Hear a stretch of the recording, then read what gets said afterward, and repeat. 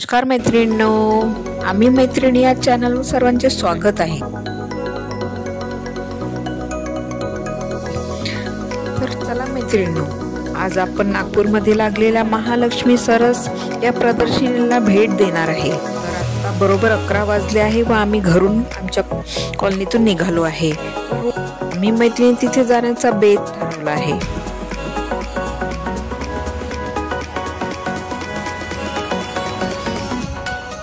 वेळेस आम्ही ठरवलं की बसने जायचं। बसची खूप वाट पाहिली पण बस काही आली नाही, तर शेवटी आम्ही स्पेशल ऑटो केला व नागपूरच्या दिशेने निघालो। तर रस्त्यावरच आमच्या कोराडी थर्मल पॉवर स्टेशन दिसला व आम्ही पुढे निघालो।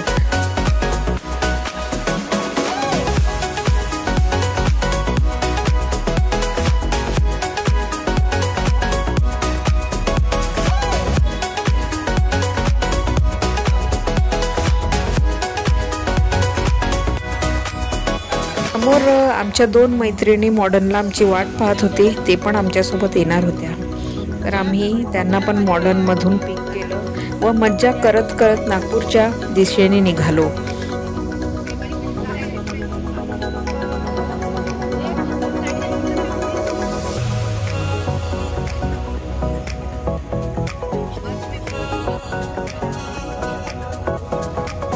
महालक्ष्मी सरस 2024 हे रेशीमबाग ग्राउंडमध्ये लागलेले आहे।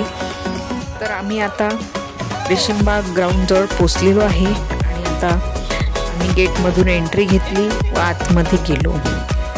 तर महालक्ष्मी सरस 2024 या प्रदर्शनीचं महत्त्व असं आहे की महाराष्ट्राच्या प्रत्येक जिल्ह्यातून इथं महिला बचत गटाच्या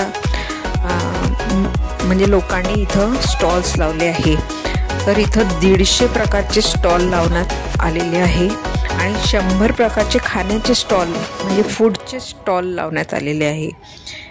त्याच्यात खेळणे, मातीचे खेळणे, हळद तिखटाचे स्टॉल, पापडाचे फराळाचे स्टॉल, साडीचे ज्वेलरीचे स्टॉल, अगरबत्ती धूपचे स्टॉल, चप्पलचे स्टॉल, आणखी भरपूर काही यामध्ये स्टॉलमध्ये लावण्यात आलेलं आहे।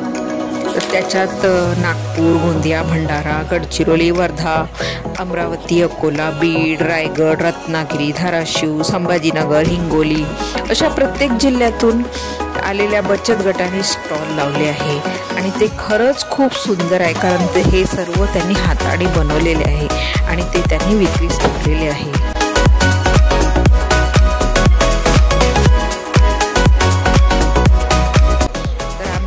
प्रत्येक स्टॉलवर घेऊन आम्ही पण भरपूर काही वस्तू खरेदी केल्या।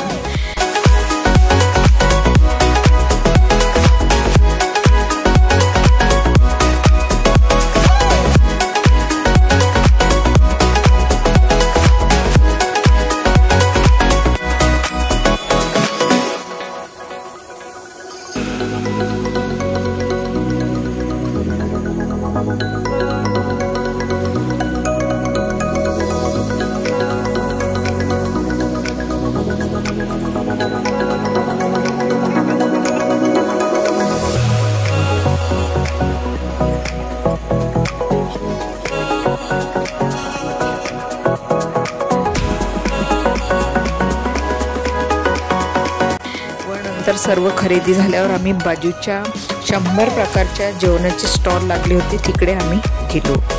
तिथं भरपूर प्रकारच्या व्हेरायटी दिसल्या, जसं झुणका भाकर, चिकन, मटन, बिर्याणी, वडे, bread, Chinese, ice cream, masala papad, sabudana vada, भरपूर काही तिथं होते।